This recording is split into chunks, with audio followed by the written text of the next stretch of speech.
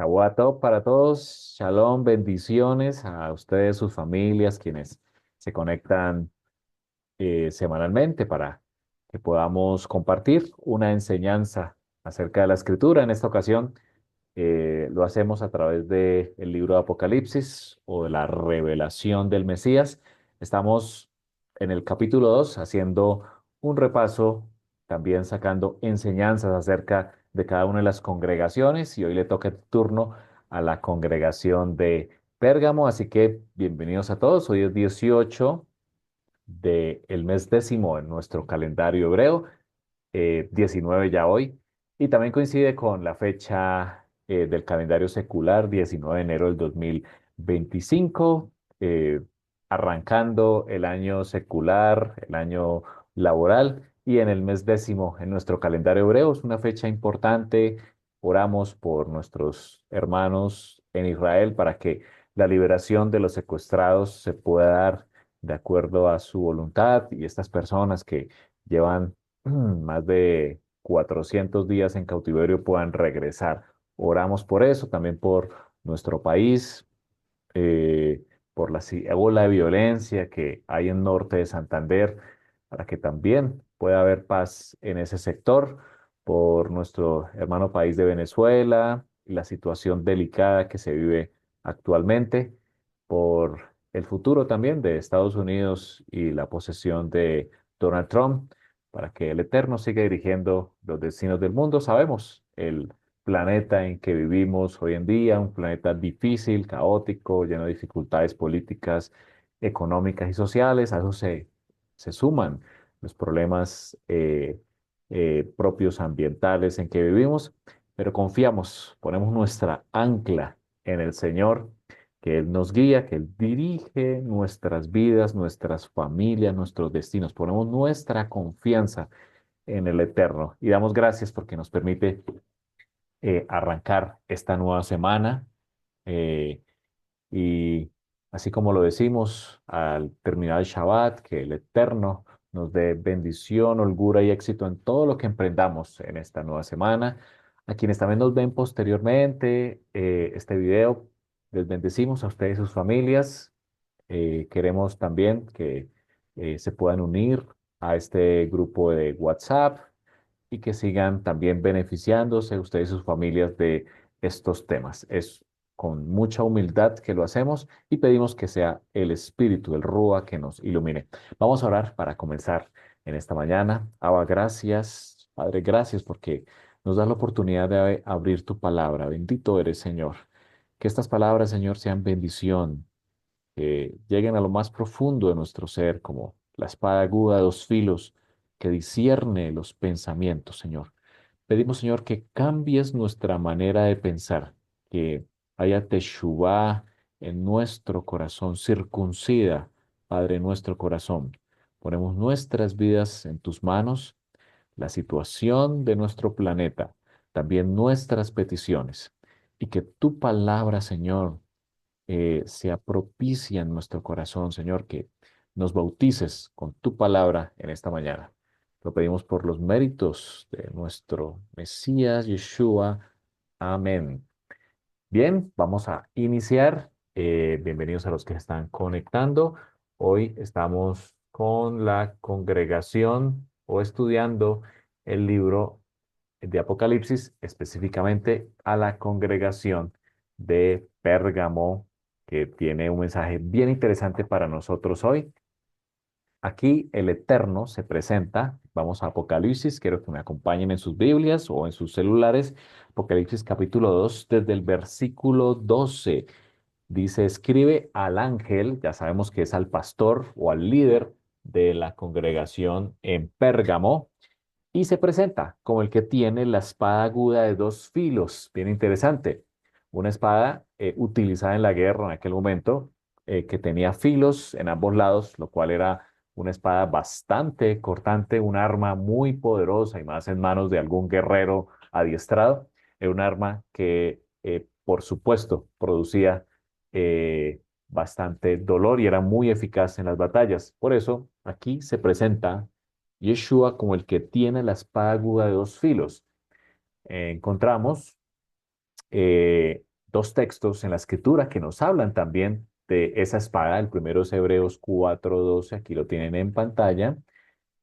Dice el autor de Hebreos, la palabra de Dios es viva y eficaz, dice él, y más cortante que toda espada de dos filos.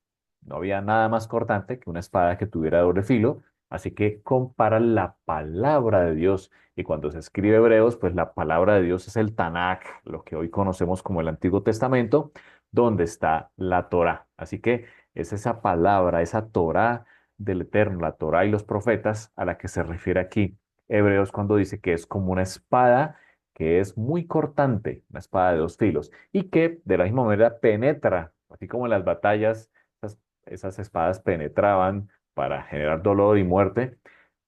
Aquí el autor de Hebreos compara con esa espada que penetra hasta partir el alma y el espíritu. Muy interesante, ¿no? Y habla de las coyunturas, es decir, hasta lo más profundo de nuestro cuerpo, coyunturas y tuétanos allí donde están los huesos, y discierne los pensamientos y las intenciones del corazón.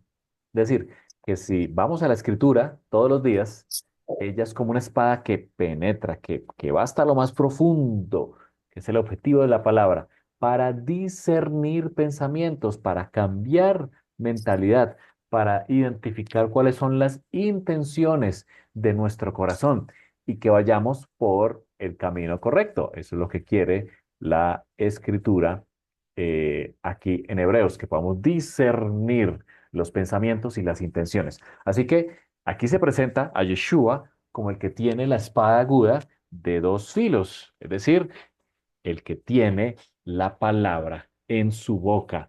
Y con su palabra, dice la escritura, es que juzgará a las naciones. Por eso vemos en Hebreos, perdón, en Apocalipsis 19:15, en el relato de la venida del Mesías, que de su boca sale una espada aguda y se presenta.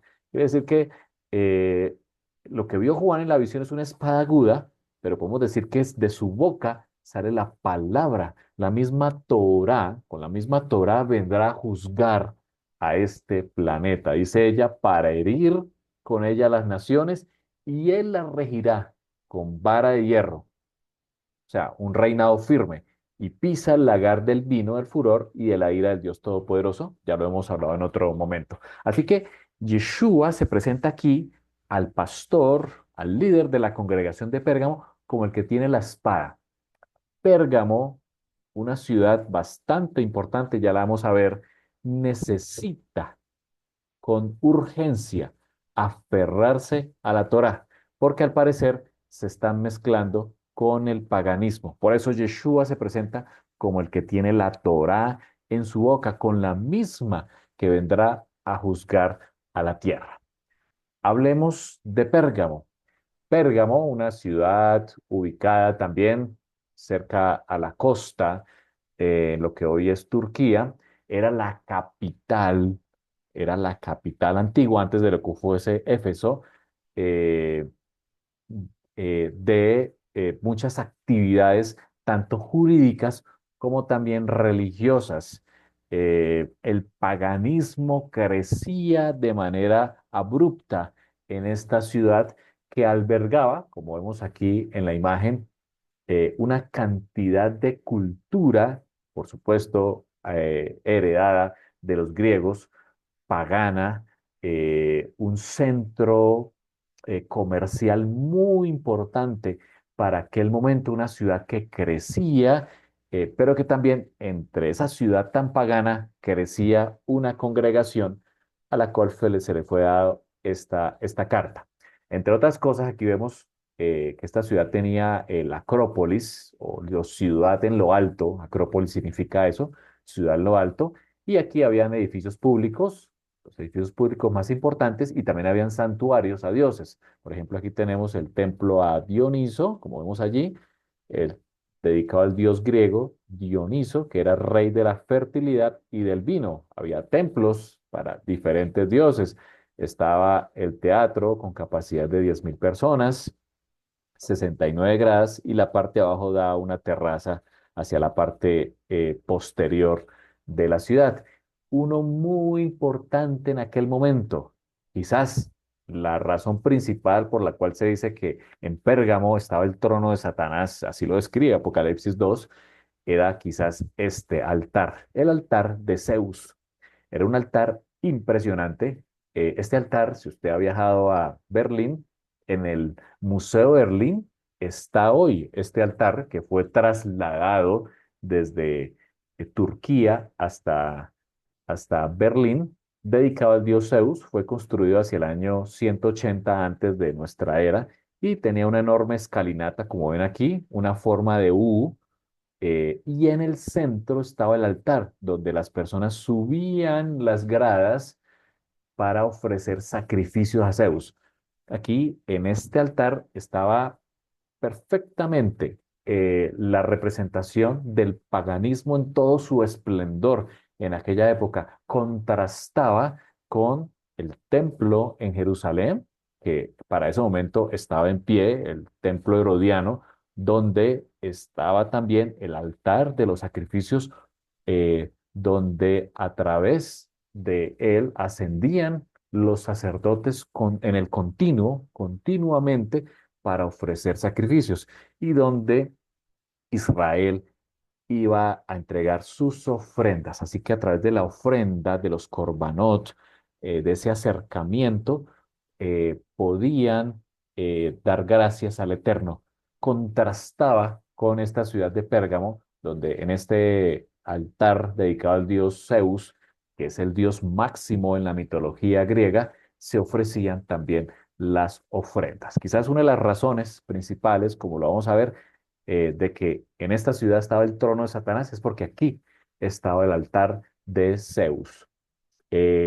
También encontramos otros aspectos interesantes. Vemos aquí en la parte de abajo las murallas, como leemos allí, una función defensiva para proteger las amenazas. La famosa biblioteca de Pérgamo. De hecho, Pérgamo viene de la palabra pergamino. Había una cantidad de pergaminos. Es una ciudad muy culta, y por eso contenía una biblioteca. De hecho, se decía que la biblioteca de Pérgamo era la segunda más importante después de la gran biblioteca de Alejandría allá en Egipto. Esta fue fundada por el rey Atalo I. Se construyó para convertir la ciudad en el centro de la cultura helenística. Así que muchas personas iban allí a la biblioteca, propias y extranjeras, para aprender acerca de la cultura helenística.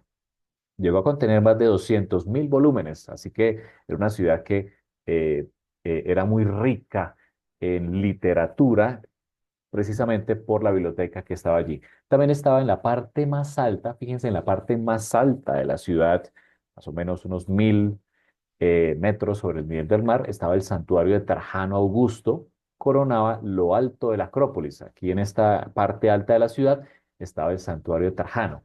Bien interesante esto, que vemos aquí en la ciudad de Pérgamo, era que había templos para diferentes dioses. Vimos el templo de Dioniso, está el altar de Zeus, eh, pero en la parte más alta está el santuario al emperador. Así que aquí hay algo bien interesante en esta ciudad, y era el culto imperial, donde el emperador se denominaba a sí mismo como un dios y debía rendirse culto, adoración al, al dios, o al señor.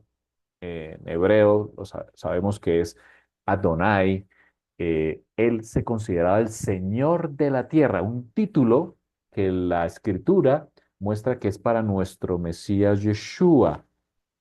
Por supuesto, nosotros tenemos un único Dios, y este, este santuario, en este caso de Trajano Augusto, estaba reemplazando la identidad, inclusive la imagen, porque él levantaba una imagen, una estatua de sí mismo, en lugar de nuestro Mesías Yeshua. Así que esta ciudad, como vemos, era una ciudad bastante pagana, rendía culto imperial, y además tenía sus dioses, conservaba los dioses griegos, a los que también se les daban ofrendas, especialmente este famoso altar de Zeus. En ese contexto nace una congregación que aparentemente quiere crecer, tiene bastantes debilidades, dado la mezcla y la contaminación de su alrededor, y por eso se le dedica esta carta que vemos en Apocalipsis capítulo 2. Y aquí es donde el Eterno les dice, conozco dónde moras, dice él, dónde está el trono de Satanás. Ahora, los eruditos, los estudiosos, pues hay diferentes posiciones con respecto a esta definición que dice dónde está el trono de Satanás. Vamos a ver algunas de ellas que hemos encontrado acerca de los estudiosos. El primero es el culto imperial, que ya les mencioné. Allí, en Pérgamo, se hacía culto imperial. Quizás razón por la cual había tanta persecución a la congregación de Pérgamo en el primer siglo, dado que el emperador solicitaba culto exclusivamente a él, y los que se oponían al culto imperial eran perseguidos, incluso puestos en cárceles y muertos. Eh, Extraje aquí algunas ideas de lo que era el culto imperial. Pérgamo fue una de las primeras ciudades en Asia en construir un templo dedicado al emperador romano Augusto, 29 antes de nuestra era. Quiere decir que cuando el Mesías estuvo en la tierra, estas imágenes y este templo ya estaban en pie allí en Pérgamo. Esto consolidó su papel como centro del culto imperial, donde los ciudadanos debían rendir homenaje al César como Lord, como Señor o como Adonai, título, ya lo dije, exclusivamente de nuestro Mesías, lo que era incompatible con la fe de la comunidad creciente de Pérgamo que estaba allí. Este culto representaba idolatría, uno, y dos, una oposición directa a la soberanía de nuestro Mesías Yeshua, lo que podría haber sido visto como una obra de Satanás. Así que la primera idea es que ese culto al emperador suplantaba la identidad del Mesías Yeshua, la soberanía propia, y era la primera razón por la cual se escribió que allí estaba el trono de Satanás. La segunda razón, ya lo dijimos, el gran altar de Zeus que estaba allí en la ciudad de Pérgamo. Pérgamo albergaba un enorme altar dedicado a Zeus, conocido como el altar de Zeus Soter, o, fíjense, significa Zeus el Salvador. Así que vemos otra suplantación del Mesías en la ciudad de Pérgamo, Zeus el Salvador. Zeus es el gran dios de la mitología hebrea, considerado uno de los mayores logros arquitectónicos de la ciudad, a tal punto, como ya lo dijimos, que fue trasladado a Berlín. Este altar, que tenía una forma de un trono gigante, era un símbolo de idolatría y veneración pagana, lo que pudo haber llevado a la congregación a referirse a él como el trono de Satanás. Quizás la misma congregación de Pérgamo, al ver ese enorme trono y la gran cantidad de idolatría que se daba allí, le llamó el trono de Satanás. Sin lugar a dudas, la escritura muestra desde la Torá, desde Deuteronomio, desde Devarim, que y compara a los otros dioses con demonios. Sin lugar a dudas, es un nombre muy propicio para este trono que se le hizo a Zeus llamarle el trono de Satanás. Otra razón es que había sincretismo religioso y paganismo. Había diversidad de cultos allí en Pérgamo. Pérgamo era un centro de adoración a otros dioses, como Asclepio, el dios de la curación, el famoso símbolo del que se tomó del relato de Moshe cuando hizo la serpiente de bronce en un asta para dar a través de ello quien tuviera fe pudiera ser sanado. Bueno, ese fue tomado como ese mismo símbolo como el dios Asclepio. Recuerden que Israel del norte, después de la separación con Israel del sur, en el año 700 antes del Mesías, conservó este elemento y incluso hacía paganismo, es decir, rendía culto a esta estatua de bronce diseñada por Moshe, lo cual era inicialmente fue para otro fin totalmente diferente. Entonces, este símbolo, que se llamó el dios Asclepio, el dios de la curación, cuyo símbolo era una serpiente. Los templos y prácticas religiosas en la ciudad estaban llenos de simbolismos paganos que los cristianos o los primeros miembros de la comunidad de Pérgamo consideraban satánicos. La serpiente, un símbolo asociado con Asclepio también, podría haber reforzado la percepción de la presencia de Satanás en la ciudad. Conocemos muy bien el contexto histórico en que Juan escribe Apocalipsis y que llama a Satanás como la serpiente antigua o también como el diablo y Satanás. Así que aquí hay otra referencia en que la congregación de Pérgamo pudo haber llamado que estaba allí el trono de Satanás y era precisamente el culto al dios Asclepio. Así que encontramos una gran cantidad de símbolos de paganismo presente en la ciudad que llevó a nombrar esta ciudad como que estaba el trono de Satanás. Podríamos decir que Éfeso y Esmirna eran bastante paganas, como ya la vimos. La Odisea, como lo vamos a ver más adelante, era una ciudad bastante pagana, pero el jefe, la ciudad jefe, el paganismo, el top del paganismo estaba aquí, en Pérgamo. Y en ese contexto se desarrollaba esta congregación.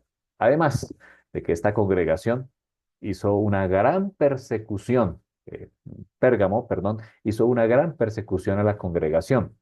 Allí se nombra al mártir Antipas. De hecho, esta palabra Antipas en el griego, anti es en contra de, y pas viene de padre o de papa. Aquí puede haber un símbolo de que este mártir Antipas, como lo nombra el libro Apocalipsis, era alguien que se oponía a un sistema papal que estaba surgiendo en esta congregación. Estaba oponiendo a un sistema nicolaíta, como también se le llama, que quería gobernar en una sola cabeza a la congregación o una congregación que años más tarde se empezó a mezclar con el paganismo. Lo vemos. Más adelante, el emperador romano se convierte, entre comillas, al cristianismo y genera una religión mezclada que la conocemos hasta hoy en día. El pasaje menciona a Antipas, un miembro de la congregación martirizado en Pérgamo, posiblemente bajo acusaciones de rechazar el culto imperial o por su negativa a participar en prácticas idolátricas. Muy probablemente, ¿cierto? Él rechazó el culto imperial, ya lo vimos, al emperador, pero también su negativa en practicar idolatría como se hacía en los templos a los dioses. Este martirio refuerza la idea de que la ciudad era un lugar hostil, no era un lugar fácil para la congregación. Había fuerzas espirituales en, en aquella ciudad, pero también políticas de los mismos gobernadores opuestas al Evangelio, a la Besorá, a la Torah que predicaba y que trataba de cumplir esta congregación. Así que no la tenía fácil, aunque se dejó mezclar, por supuesto, como vemos allí, pero sabía, el Eterno dice, yo conozco tus obras, sé dónde moras, dónde está el trono de Satanás, sé que es difícil vivir en esa ciudad llena de contaminación y de idolatría. Y aquí, y el mismo Yeshua, hablando de la congregación, dice, eh, mi testigo fiel, Antipas, habla de aquel. Yeshua conoce, está en el centro de las congregaciones. Él sabe la difícil persecución que vivían allí, pero les dice, tengo unas cosas en contra de ti. Dice Yeshua, tienes allí a los que retienen la doctrina de Balaam. Recordemos la historia allá en el libro de Números. Balaam, un profeta a sueldo, quiso maldecir a Israel en varias ocasiones desde el monte, pagado por el rey Balac, pero cuando iba a pronunciar bendición, sus palabras, y perdón, iba a pronunciar maldición, de sus palabras solo salían bendiciones. Inclusive, en ese texto, ya lo vimos años atrás, que habló de profecía, inclusive de profecía mesiánica entre las bendiciones de Balaam. Como no funcionó, se ideó Balaam otro plan. Ideó el plan de engañar, de seducir a los israelitas a través de la práctica idolátrica que incluía sexualidad y comida dedicada a otros dioses. Eso lo leemos en Números 25, el 1 al 3. Mientras los israelitas acampaban en Sitín, después de que Balaam intentó maldecirlos, se ideó el otro plan y aquí está el resultado. Comenzaron a prostituirse con las mujeres moabitas, las cuales invitaban a participar en los sacrificios a sus dioses. Los israelitas comían delante de esos dioses y se inclinaban a adorarlos. Esto los llevó a unirse al culto de Baal Peor. Fíjense, no se pudo maldecir, pero sí los pudieron seducir. El Eterno nos da libre albedrío, Él nos protege, el Eterno nos da una cobertura, una protección y por eso evita que las maldiciones lleguen, pero nos da libre albedrío de decidir o no ir tras de la idolatría. Y aquí Israel falló, se unieron al culto, al peor, la ira del Señor se encendió, hubo una gran mortandad, como lo leemos allí en Números 25. Aquí en Apocalipsis 14 dice, tengo unas cosas en contra tuya, congregación de Pérgamo. Toleras, toleras allí, no los has sacado fuera, no has tenido discernimiento contra los que se aferran a la doctrina de Balaam, el que enseñó a Balac a poner tropiezo a los israelitas. ¿Cómo? Incitándolos, número uno, a comer alimentos sacrificados a los ídolos y dos, a cometer inmoralidades sexuales. En el culto a Baal incluía, entre otras cosas, sacrificios humanos, pero también incluía inmoralidad sexual con las sacerdotisas. Era un culto muy atractivo. Ahora, por supuesto, muchos israelitas pensaban que estaban rindiendo culto a Dios, como en ocasión del becerro de oro. Mucho cuidado con eso. Puede ser que en muchas ocasiones estemos participando de fiestas del mundo que aparentemente son buenas, pero su fin es otro. Y aquí pasó exactamente lo mismo. Israel se dejó seducir hacia la idolatría por la inmoralidad sexual, por la comida sacrificada a los ídolos, y lo mismo estaba pasando allí en la congregación de Pérgamo. Habían personas que quería llevar al pueblo, inclusive se toleraba esa idolatría que estaba ocurriendo en esa ciudad de Pérgamo. También se habla en contra de esta congregación, el reproche es que también, dice el versículo 15, también tienes a los que retienen la doctrina de los nicolaitas que yo aborrezco. Ahora, esos nicolaitas los encontramos desde la iglesia de Éfeso. eh, Versículo 6 del capítulo 2 dice, aborreces las obras de los nicolaitas. La congregación de Éfeso había sido am, con mucho discernimiento, había identificado y aborrecido esta doctrina, ya vamos a identificar qué pudo ser esa doctrina de los nicolaitas, pero Pérgamo, todo lo contrario, cayó, retenía esa doctrina de los nicolaitas. Veamos algunos de las ideas que los estudiosos han identificado con respecto a los nicolaitas. Una podría ser la relajación moral y compromiso con la idolatría. Muchos comentaristas creen que los nicolaitas promovían una conducta permisiva, es decir, cuando nos apartamos de la Torá, empezamos a ser permisivos. Ocurre mucho hoy también en el cristianismo, justificando prácticas inmorales como la fornicación y la participación en banquetes idolátricos.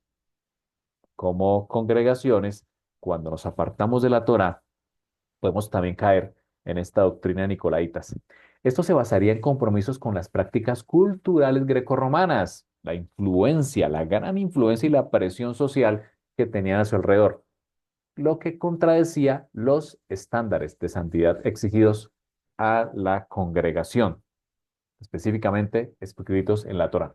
Número dos, la conexión con Balaam. Muy probablemente los nicolaitas eran aquellos que también aprobaban la doctrina de Balaam. En el mensaje a Pérgamo se menciona que algunos retienen la doctrina de Balaam, quien sedujo a los israelitas para que pecaran con idolatría y fornicación. La doctrina de los nicolaitas podría tener contenido similar, alentando a esta congregación a participar en prácticas idolátricas y sexuales, por supuesto, muy atractivas por los deseos carnales, como Pablo lo menciona, comunes en aquella época cultura, en la cultura pagana de la época, se sostenía un culto similar al de Baal. Fíjense, ese culto que incluía práctica idolátrica, práctica sexual ilícita, lo cual era atractivo a los ojos para la congregación y algunos sostenían que podían hacerlo, inclusive incitaban a otros miembros de la congregación a hacerlo. Por supuesto, aquí había contaminación. Vemos en esta congregación de Pérgamo que había una contaminación con la cultura que les rodeaba. Eh, Debido a estas personas que sostenían la doctrina de Balaam y los famosos Nicolaitas. Otro significado etimológico se ha identificado por parte de los estudiosos es que el nombre Nicolaitas podría derivar del griego Nikos, que Nikos significa victoria, y Laos, pueblo.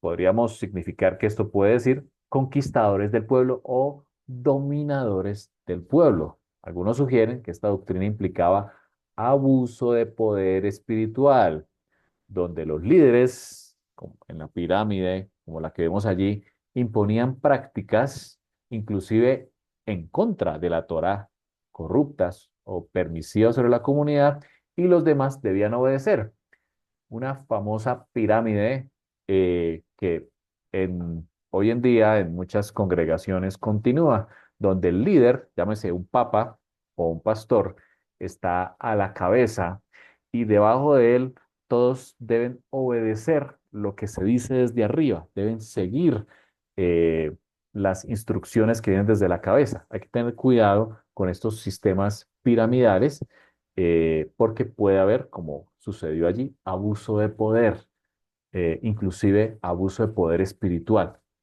que hace y que ha pasado en la historia. Muchas congregaciones se desvían, incluso se vuelven sectas donde se cometen actos de fornicación, violación, idolatría, suicidio, o se desvían, por supuesto, de la Torá.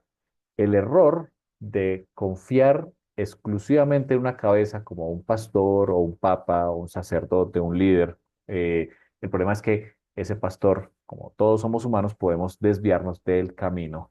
La piedra principal, de acuerdo a la escritura, debe ser Yeshua.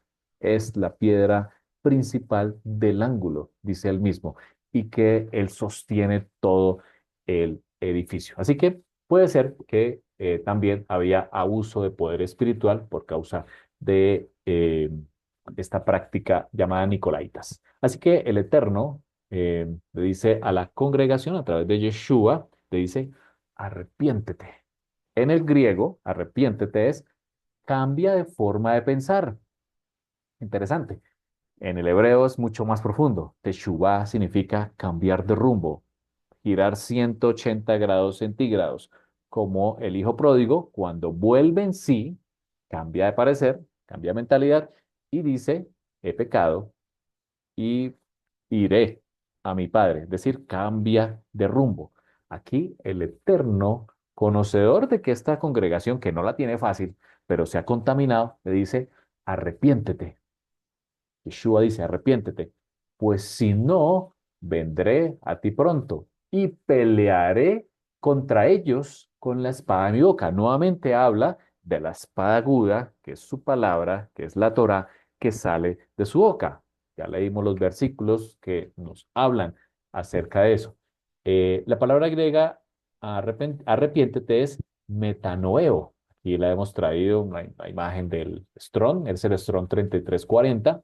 Fíjense lo que dice, pensar diferente o reconsiderar. Muy interesante, ¿no? Cuando usted reconsidera algo, cuando usted analiza y dice, me equivoqué, ¿cierto? Cambiaré mi posición. El hijo pródigo volvió en sí. Ahora, el arrepentimiento incluye la techuvá, que es cambiar tu camino. Si tu camino iba por el que te lleva a la muerte, aparentemente muy delicioso a la vista, como el culto idolátrico, pues debes cambiar de rumbo, recalcular la ruta y volver por el camino que es la Torá, el camino que es el Mesías Yeshua. El Eterno dice a través del Mesías Yeshua a esta iglesia de Pérgamo, que es un mensaje para nosotros también hoy, arrepiéntete. Dice, y termina diciendo, el que tiene oído, dice, oiga. Esa palabra oiga en hebreo es Shema. Y Shema no solo es oír, ya lo hemos hablado anteriormente, es oír y hacer.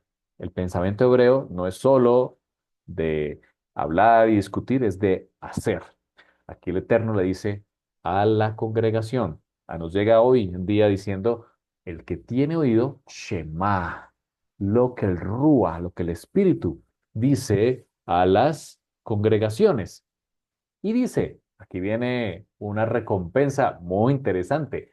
Al que venciere, le daré a comer del maná escondido. ¿Cuál es ese maná escondido que habla aquí el mensaje a la congregación de Pérgamo? Encontramos varias ideas. Número uno, la conexión con el maná dado a nuestro pueblo. Allá en el desierto, ellos clamaron por comida y el Eterno envió un maná, una cosa menuda, blanca, que debía recogerse lo de la provisión diaria. El viernes se recogía doble para el Shabbat y fue el alimento que proveía todos los nutrientes, un alimento directo del cielo. Pan de ángeles, dice Salmos, que los alimentaba. Este maná era el alimento milagroso que Dios proveyó a los israelitas durante su peregrinación en el desierto y representaba dos cosas. Encontramos, número uno, la provisión. El maná representa la provisión. Quiere decir que el Eterno prepara para su pueblo, para nosotros, una provisión diaria, una provisión que viene de Él. Y dos, su fidelidad. Qué hermoso, me gusta mucho ese atributo divino. La fidelidad de Dios, porque todos los días descendía el maná. Él sustenta a su pueblo todos los días. Ahora, parte de ese maná fue guardado en un recipiente dentro del arca del pacto, en el lugar santísimo, lugar Kadosh, Kadosh, Kadosh. Allí estaba el maná como un recordatorio ¿de qué? De la provisión de Dios. Ese era un maná escondido. Ese maná que estaba en el lugar santísimo, era un lugar, era un maná escondido porque no era accesible, no era accesible para el pueblo, solo el Cohen Gadol, el sumo sacerdote, podía acceder una vez al año en el Yom Kippur, ya lo hemos hablado, y podía estar en el lugar donde estaba el maná escondido. Ese maná escondido eh, tiene un significado interesante para nosotros hoy en día, cuando Pablo dice acerquémonos confiadamente al trono de la gracia, ya que Yeshua atravesó, dejando un hilo de sangre hasta el lugar santísimo, con su propia sangre, por supuesto, y ahora está sentado a la diestra de Dios.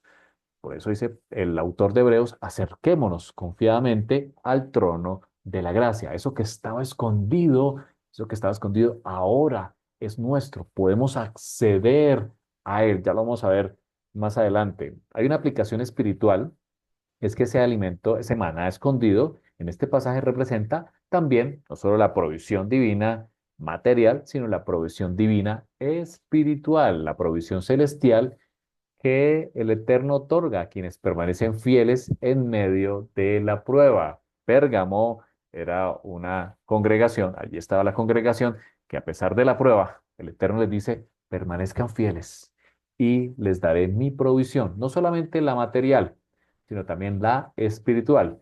Sugiere un sustento eterno y oculto, reservado únicamente para los que vencen en su fe, señalando una recompensa especial en la comunión con Dios. Cuando tú vas a la Torah, el, el que dejamos semanalmente para que todos leamos, cuando vas a la Torah, estás yendo a ese maná escondido. La Torah también estaba allí, en el lugar santísimo, dentro del santuario y más adelante en el templo. Allí estaba también para que accedamos diariamente a ese maná escondido. Pero el que más me gusta es este. Yeshua es el verdadero maná, es el maná escondido. De hecho, en Juan 6:48 al 51, Yeshua se identifica como el pan de vida. Dice, ustedes, vuestros padres comieron del pan del desierto, pero el que comiere de mí, y dice él, no tendrá más hambre. Él dice que él es el pan de vida, el verdadero maná que desciende del cielo. Por eso en Shabbat, cuando partimos el pan, Damos gracias a Dios, ¿cierto? Decimos, bendito eres tú, eterno, Dios nuestro, soberano del universo, que extraes el pan de la tierra y nos diste a Yeshua.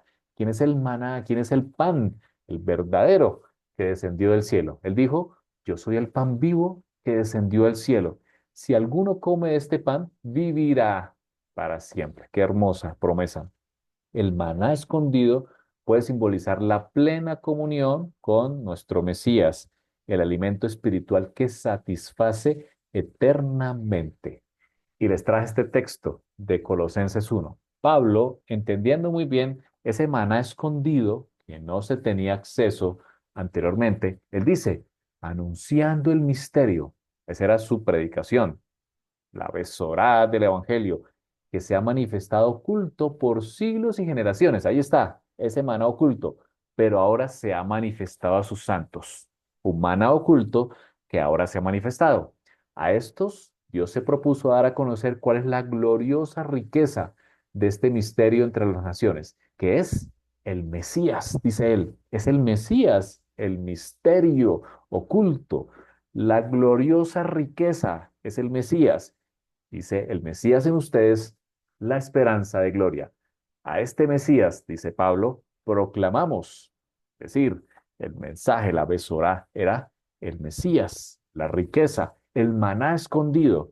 Dice él, aconsejando y enseñando con toda sabiduría a todos los seres humanos para presentarlos a todos perfectos en él. Qué hermoso texto como Pablo une el mensaje a Pérgamo del maná escondido que se estaba oculto, pero se manifestó a sus santos. Gloria al Eterno por darnos al Mesías, por el cual podemos acceder a él. Finaliza el mensaje a Pérgamo diciendo, les daré también una piedrecita blanca. Muy interesante lo que se le promete a esta congregación, una piedrecita blanca. Si vamos al contexto cultural de Pérgamo, la piedrecita blanca se utilizaba en diferentes aspectos de la cultura. Uno era usado en los juicios. En la cultura grecorromana, los jurados usaban piedras blancas y piedras negras, como las ven aquí, para emitir veredictos. La piedra blanca, cuando el jurado levantaba la piedra blanca, significa absolución o inocencia. Por eso, aquí Yeshua, utilizando elementos culturales, dice, les daré una piedrecita blanca. Es decir, yo les perdono, yo absuelvo, no por sus méritos, sino por los méritos míos, por los méritos del Mesías. La negra significaba condena. La piedrecita blanca en este caso simbolizaba la absolución divina y la justificación del creyente ante Dios. Ese es uno de los primeros significados que podemos encontrar.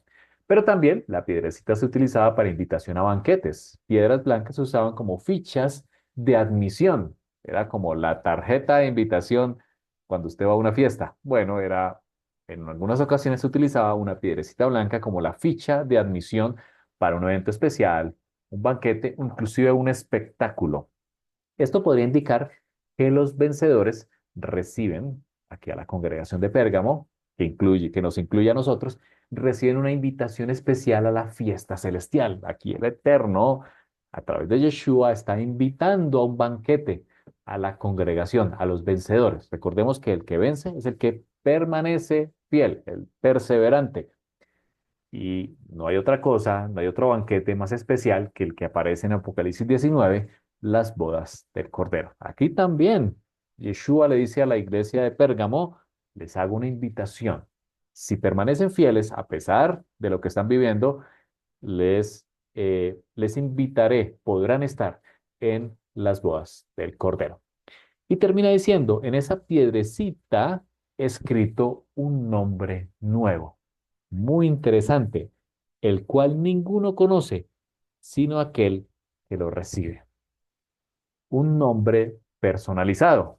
El nombre nuevo simboliza una identidad renovada dada por Dios a los creyentes que han vencido. Ese es un primer significado que es aceptado por los estudiosos, que el nuevo nombre indica una identidad renovada. Dice Pablo, el que está en el Mesías, nueva criatura es, las cosas viejas han pasado. Así que el nuevo nombre indica una nueva identidad. como el que recibieron algunos de nuestros patriarcas, como Abraham. Esto refleja una relación personal e íntima con Dios, ya que el nombre es conocido únicamente por quien lo recibe. A Jacob, cuando estaba peleando con aquel ángel, se le dio un nombre nuevo, llamado Israel. A Abraham también se le dio un nuevo nombre. Pasó de ser Abraham a ser Abraham. Implica una identidad nueva, una relación personal e íntima con Dios, pero también indica una transformación. Cuando la persona cambia de nombre, el nombre que es un símbolo de su carácter, o de lo que se pretende de esa persona, por supuesto que esto incluye una transformación. En la Biblia, los nombres a menudo representan el carácter o propósito de una persona. Ya lo dijimos, Abraham fue cambiado a Abraham, padre de multitudes. Inclusive Yeshua le cambió el nombre a Simón por Pedro. Muy interesante, por causa de su misión. El nombre nuevo podría indicar la transformación espiritual completa que el Eterno quiere hacer. Pablo escribe, aquel que comenzó la buena obra en vosotros, la terminará. Una transformación, él dice en Hebreos 12, renovados, ¿cierto? Transformados, ¿cierto? Renueven su mente, no se conformen a este siglo, sino transformados por medio de la renovación de vuestro entendimiento y el propósito eterno que Dios otorga a los vencedores. Pero también esta piedrecita con un nombre escrito nuevo, que de hecho el nombre que aparece aquí en esta piedrecita de la imagen es el nombre sagrado, es el nombre del Eterno, Yud-Hei Bab-Hei. Algunos interpretan que este nombre nuevo podría ser una expresión de la naturaleza del Mesías o una revelación única de su relación con cada creyente. Esto está en línea con otros pasajes de Apocalipsis que mencionan que los fieles, como está en Apocalipsis 3 y Apocalipsis 22, que los fieles tendrán el nombre de Dios o el nombre del Cordero escrito en ellos. Muy interesante. En Apocalipsis 22 se muestra que los perseverantes, los que alcancen, los que venzan, tendrán el nombre del Eterno y también el nombre del Cordero escrito en ellos. Así que esta piedrecita blanca indica una invitación, indica que somos absueltos de nuestros pecados, pero también indica una renovación, una nueva identidad, nuevas criaturas, pero que también la promesa de tener el nombre del Eterno y el nombre del Cordero escrito en nosotros. La iglesia o la congregación de Pérgamo, una congregación que tuvo bastantes dificultades, un contexto bastante difícil, inclusive se llegó a mezclar con la cultura grecorromana que había a su alrededor, pero Yeshua los alienta a decir, arrepiéntete de lo que has caído, la doctrina de Balaam, de los Nicolaitas, la idolatría que ya reinaba también en la misma congregación. Y les da la promesa, promesa preciosa, de comer el del maná escondido, símbolo de Yeshua, pero también de darles un nombre nuevo, inclusive de colocar en ellos, en ti y en mí, el nombre de Dios y el nombre del Cordero. Vamos a orar y pasamos a despedirnos. Abba, gracias por el mensaje que nos das también a nosotros hoy. Sabemos que este mensaje fue escrito para la congregación de Pérgamo del primer siglo, pero son un reflejo de lo que es tu congregación a través de los siglos, inclusive hoy en día. Perdónanos, Señor, porque también nos hemos mezclado, hemos cometido idolatría en nuestro corazón, nos hemos ido en pos de los deseos de nuestros ojos, los deseos de la carne. Padre, nos arrepentimos, eh, cambiamos, Señor, de parecer, hacemos teshuvah, conocedores que estás, que conoces nuestras obras, que nos alientas, que nos das tu espíritu y nos prometes, Señor, comer del maná escondido y también de tener esa piedrecita blanca, la invitación, la absolución del pecado, pero también de tener escrito el nombre de Dios y del Cordero. Padre, gracias porque a pesar de nuestra naturaleza carnal y de la contaminación que también vivimos en este mundo, en esta era, tú estás en medio de tu congregación y nos alientas a cambiar nuestra manera de pensar, Señor. Padre, pedimos perdón por esos errores, por nuestra manera de pensar. Transfórmanos, Señor, con tu espíritu. Ponga en tus manos, Señor, a quienes escuchan este mensaje, para que seamos también renovados, nuestra mente sea renovada, para que apartemos las doctrinas de Nicolaitas, la doctrina de Balaam también, de nosotros, de nuestras familias, de nuestras congregaciones, para ser una congregación mancha y sin y pura para presentarnos delante de ti. Padre, te alabamos en este día por los méritos del Mesías Yeshua. Amén y amén. Bendiciones a todos. Gracias a los que están conectados y a los que nos ven posterior.